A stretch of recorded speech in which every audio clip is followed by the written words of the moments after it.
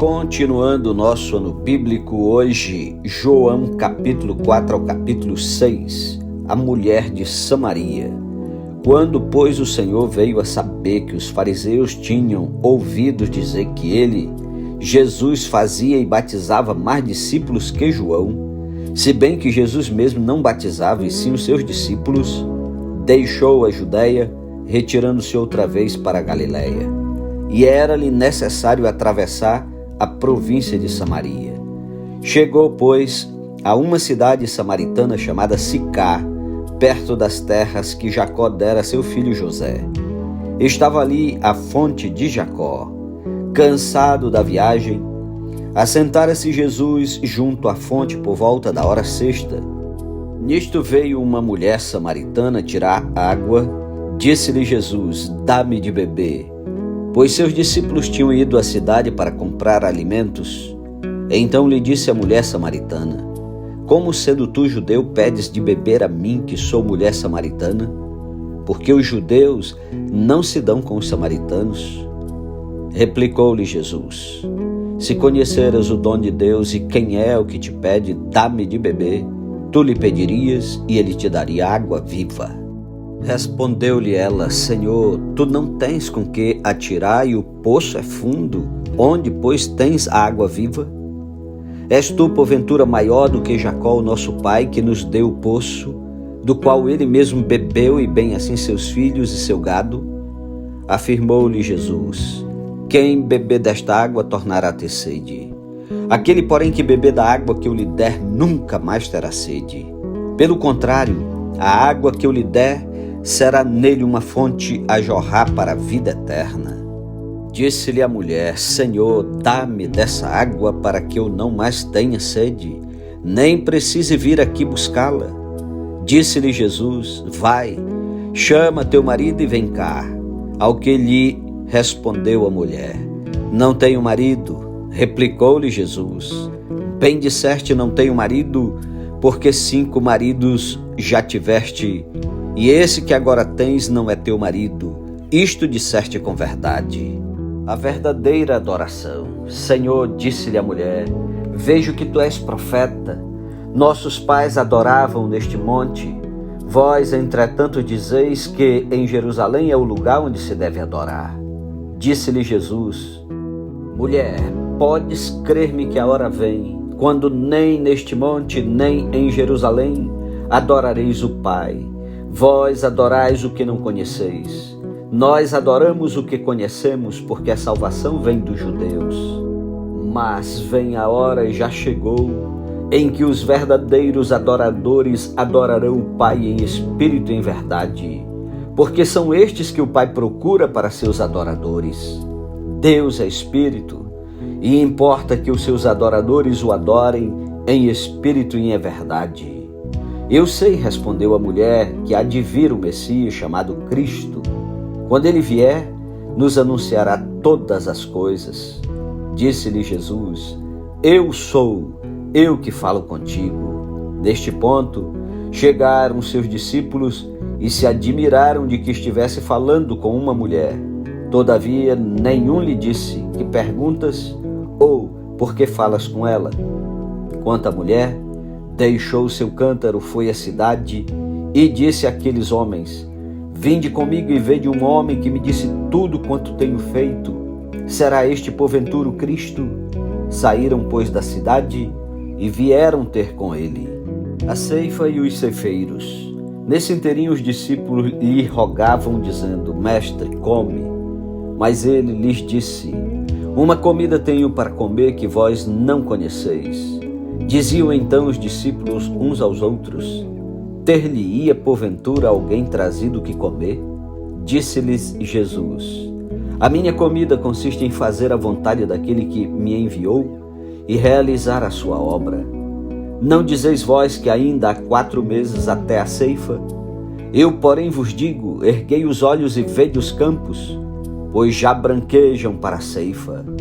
O ceifeiro recebe desde já a recompensa e entesoura o seu fruto para a vida eterna.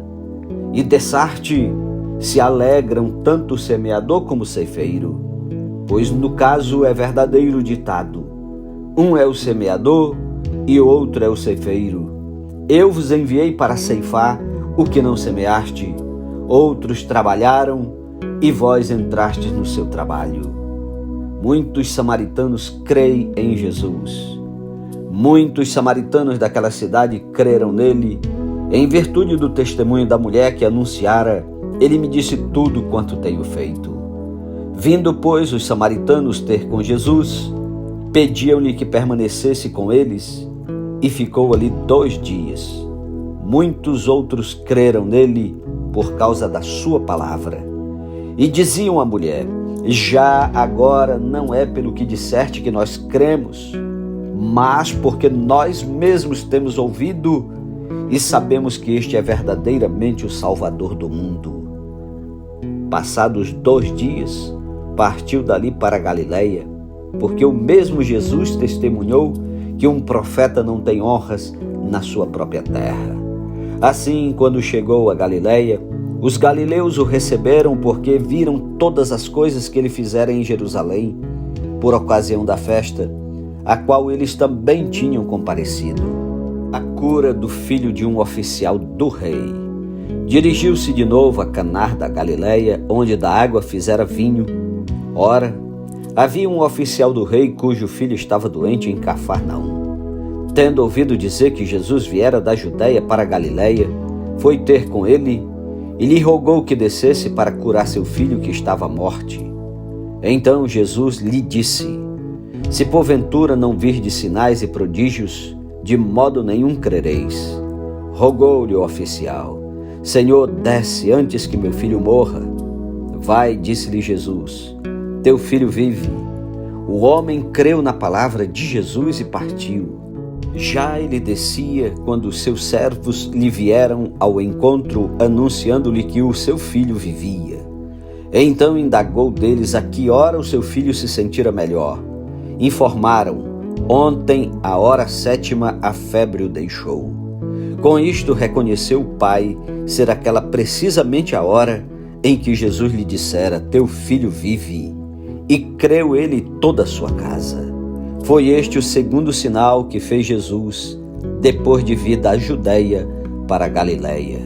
Capítulo 5. A cura de um paralítico. Passadas estas coisas, havia uma festa dos judeus, e Jesus subiu para Jerusalém. Ora, existe ali, junto à porta das ovelhas, um tanque chamado em hebraico Betesda, o qual tem 5 pavilhões. Neste jazia uma multidão de enfermos, cegos, coxos, paralíticos, esperando que se movesse a água, porquanto um anjo descia em certo tempo, agitando-a, e o primeiro que entrava no tanque, uma vez agitada a água, sarava de qualquer doença que tivesse. Estava ali um homem enfermo, havia 38 anos. Jesus, vendo-o deitado e sabendo que estava assim há muito tempo, perguntou-lhe: queres ser curado? Respondeu-lhe o enfermo: Senhor, não tenho ninguém que me ponha no tanque quando a água é agitada, pois enquanto eu vou, desce outro antes de mim. Então lhe disse Jesus: levanta-te, toma o teu leito e anda. Imediatamente o homem se viu curado, e tomando o leito pôs-se a andar, e aquele dia era sábado. Por isso disseram os judeus ao que fora curado: hoje é sábado, e não te é lícito carregar o leito. Ao que ele lhes respondeu: o mesmo que me curou me disse: toma o teu leito e anda. Perguntaram-lhe eles: quem é o homem que te disse: toma o teu leito e anda? Mas o que fora curado não sabia quem era, porque Jesus se havia retirado por haver muita gente naquele lugar. Mais tarde Jesus o encontrou no templo e lhe disse: olha que já estás curado, não peques mais, para que te não suceda coisa pior. O homem retirou-se e disse aos judeus que fora Jesus quem o havia curado. E os judeus perseguiam Jesus, porque fazia estas coisas no sábado. Mas ele lhes disse: meu pai trabalha até agora e eu trabalho também. Por isso, pois, os judeus ainda mais procuravam matá-lo, porque não somente violava o sábado, mas também dizia que Deus era seu próprio pai, fazendo-se igual a Deus. Jesus explica a sua missão. Então lhes falou Jesus: em verdade vos digo, que o Filho nada pode fazer de si mesmo, senão somente aquilo que vi fazer o Pai. Porque tudo o que este fizer, o Filho também semelhantemente o faz. Porque o Pai ama o Filho e lhe mostra tudo o que faz, e maiores obras do que estas lhe mostrará, para que vos maravilheis. Pois assim como o Pai ressuscita e vivifica os mortos, assim também o Filho vivifica aqueles a quem quer. E o Pai a ninguém julga, mas ao Filho confiou todo o julgamento, a fim de que todos honrem o Filho do modo porque honram o Pai. Quem não honra o Filho, não honra o Pai que o enviou. Em verdade vos digo, quem ouve a minha palavra e crê naquele que me enviou, tem a vida eterna, não entra em juízo, mas passou da morte para a vida. Em verdade vos digo, que vem a hora e já chegou, em que os mortos ouvirão a voz do Filho de Deus, e os que a ouvirem viverão. Porque assim como o Pai tem vida em si mesmo, também concedeu ao Filho ter vida em si mesmo. E lhe deu autoridade para julgar, porque é o Filho do homem. Não vos maravilheis disto, porque vem a hora em que todos os que se acham nos túmulos ouvirão a sua voz e sairão. Os que tiverem feito o bem, para a ressurreição da vida, e os que tiverem praticado o mal, para a ressurreição do juízo.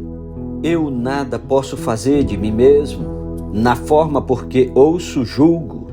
O meu juiz é justo, porque não procura minha própria vontade, e sim a daquele que me enviou. Se eu testifico a respeito de mim mesmo, o meu testemunho não é verdadeiro. Outro é o que testifica a meu respeito, e sei que é verdadeiro o testemunho que ele dá de mim. Mandastes mensageiros a João, e ele deu testemunho da verdade. Eu, porém, não aceito humano testemunho. Digo-vos, entretanto, estas coisas para que sejais salvos. Ele era a lâmpada que ardia e alumiava, e vós quisestes, por algum tempo, alegrar-vos com a sua luz. Mas eu tenho maior testemunho do que o de João, porque as obras que o Pai me confiou, para que eu as realizasse, essas que eu faço testemunham a meu respeito de que o Pai me enviou. O Pai que me enviou, esse mesmo é que tem dado testemunho de mim. Jamais tendes ouvido a sua voz, nem visto a sua forma. Também não tendes a sua palavra permanente em vós, porque não credes naquele a quem ele enviou. Examinais as Escrituras, porque julgais ter nelas a vida eterna, e são elas mesmas que testificam de mim. Contudo, não quereis vir a mim para terdes vida. Eu não aceito glória que vem dos homens. Sei, entretanto, que não tendes em vós o amor de Deus. Eu vim em nome de meu Pai, e não me recebeis. Se outro vier em seu próprio nome, certamente o recebereis. Como podeis crer, vós os que aceitais glórias uns dos outros, e contudo não procurais a glória que vem do Deus único? Não penseis que eu vos acusarei perante o Pai. Quem vos acusa é Moisés, em quem tendes firmado a vossa confiança. Porque se de fato cresces em Moisés, também creríeis em mim, porquanto ele escreveu a meu respeito. Se, porém, não credes nos seus escritos, como crereis nas minhas palavras? Capítulo 6.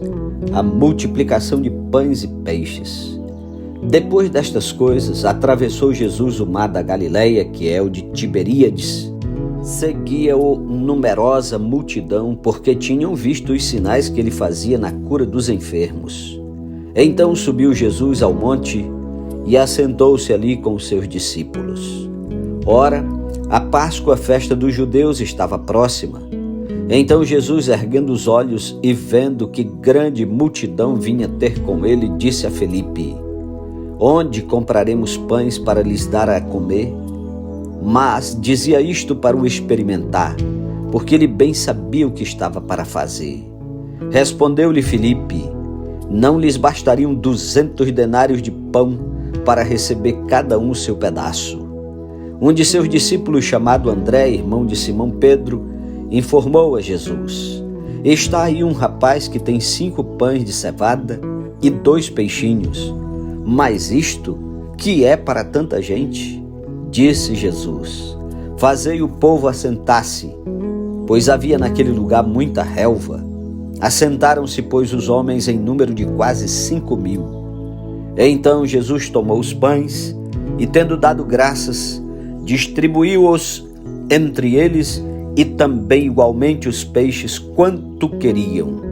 E quando já estavam fartos, disse Jesus aos seus discípulos: recolhei os pedaços que sobraram, para que nada se perca. Assim, pois, o fizeram e encheram 12 cestos de pedaço dos 5 pães de cevada que sobraram aos que haviam comido. Vendo, pois, os homens o sinal que Jesus fizera, disseram: este é verdadeiramente o profeta que devia vir ao mundo. Sabendo, pois, Jesus que estavam para vir com o intuito de arrebatá-lo para o proclamarem rei, retirou-se novamente sozinho para o monte. Ao descambar o dia, os seus discípulos desceram para o mar e, tomando um barco, passaram para o outro lado, rumo a Cafarnaum. Já se fazia escuro e Jesus ainda não viera ter com eles. E o mar começava a empolar-se, agitado por vento rígido que soprava. Tendo navegado uns 25 a 30 estádios, eis que viram Jesus andando por sobre o mar, aproximando-se do barco, e ficaram possuídos de temor. Mas Jesus lhes disse: sou eu, não temais. Então eles de bom grado o receberam, e logo o barco chegou ao seu destino. Jesus, o pão da vida. No dia seguinte, a multidão que ficara do outro lado do mar notou que ali não havia senão um pequeno barco e que Jesus não embarcara nele com seus discípulos, tendo estes partido sós. Entretanto, outros barquinhos chegaram de Tiberíades, perto do lugar onde comeram o pão, tendo o Senhor dado graças. Quando, pois, viu a multidão que Jesus não estava ali, nem os seus discípulos, tomaram os barcos e partiram para Cafarnaum à sua procura. E tendo-o encontrado no outro lado do mar, lhe perguntaram: mestre, quando chegaste aqui? Respondeu-lhes Jesus: em verdade vos digo, vós me procurais não porque vistes sinais, mas porque comestes dos pães e vos fartastes. Trabalhai não pela comida que perece, mas pela que subsiste para a vida eterna, a qual o Filho do Homem vos dará. Porque Deus, o Pai, o confirmou com o seu selo. Dirigiram-se, pois, a ele perguntando: que faremos para realizar as obras de Deus? Respondeu-lhes Jesus: a obra de Deus é esta, que creais naquele que por ele foi enviado. Então lhe disseram eles: que sinal fazes para que o vejamos e creiamos em ti? Quais são os teus feitos? Nossos pais comeram maná no deserto, como está escrito: deu-lhes a comer pão do céu. Replicou-lhes Jesus: em verdade vos digo, não foi Moisés quem vos deu o pão do céu. O verdadeiro pão do céu é meu Pai quem vos dá. Porque o pão de Deus é o que desce do céu e dá vida ao mundo. Então lhe disseram: Senhor, dá-nos sempre desse pão. Declarou-lhes, pois, Jesus: eu sou o pão da vida. O que vem a mim jamais terá fome, e o que crê em mim jamais terá sede. Porém, eu já vos disse que, embora me tenhais visto, não credes. Todo aquele que o Pai me dá, esse virá a mim, e o que vem a mim, de modo nenhum lançarei fora. Porque eu desci do céu não para fazer a minha própria vontade, e sim a vontade daquele que me enviou. E a vontade de quem me enviou é esta, que nenhum eu perca de todos os que me deu. Pelo contrário, eu o ressuscitarei no último dia. De fato, a vontade de meu Pai é que todo homem que vir o Filho e nele crê, tenha a vida eterna, e eu o ressuscitarei no último dia. A murmuração dos judeus. Murmuravam, pois, dele os judeus, porque disseram: eu sou o pão que desceu do céu. E diziam: não é este Jesus, o filho de José? Acaso não lhe conhecemos o pai e a mãe? Como, pois, agora diz: desci do céu? Respondeu-lhes Jesus: não murmureis entre vós. Ninguém pode vir a mim se o Pai que me enviou não o trouxer, e eu o ressuscitarei no último dia. Está escrito nos profetas: e serão todos ensinados por Deus.